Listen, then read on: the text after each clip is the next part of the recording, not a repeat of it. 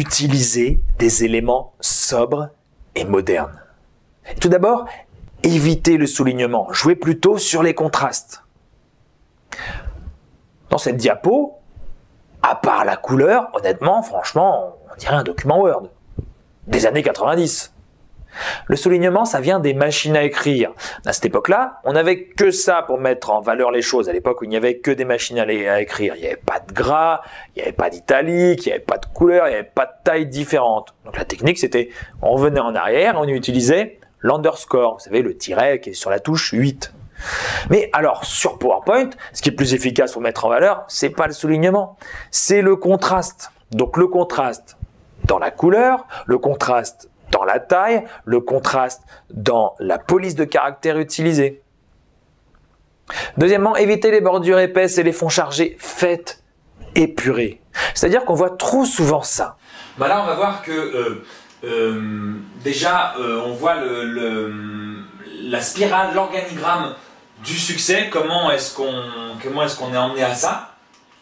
On voit aussi le nombre d'unités défectueuses versus le nombre d'unités totales par ville et par année de création. Donc c'est intéressant de voir notamment que le résultat de Toulon soit inversé par rapport au résultat des autres villes.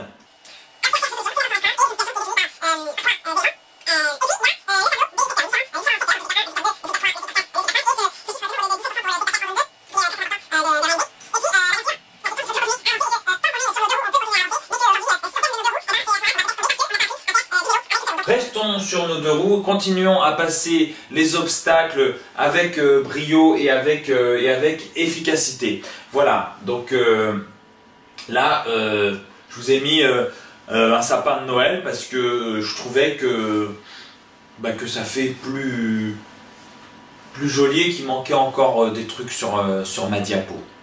Voilà. La communication, c'est pas de la décoration. Vous voulez faire de la communication, pas de la déco. Regardez comment je transforme une diapo moche, une diapo décoration, en diapo épurée. Nous allons à présent retravailler cette diapositive qui ne fait pas jolie, qui ne fait pas professionnelle à cause notamment des couleurs et des éléments soulignés. On va d'abord commencer par retirer les bordures et les couleurs de ces éléments-ci qui sont absolument inutiles et qui sont de l'ordre de la décoration. Nous allons ensuite changer les couleurs également de ces éléments et la police de ces éléments, ainsi que la taille de la police afin que ça rentre parfaitement dans le cadre. Changer également la couleur de la flèche et y ajouter un peu de transparent pour qu'elle soit un peu moins voyante, mais toujours présente. Enfin, je vais enlever le soulignement de ces éléments-ci, changer la couleur et changer la police pour les mettre en valeur par un contraste de couleur et de police plutôt que par le soulignement. Et enfin, je vais replacer tous les éléments afin que l'ensemble soit équilibré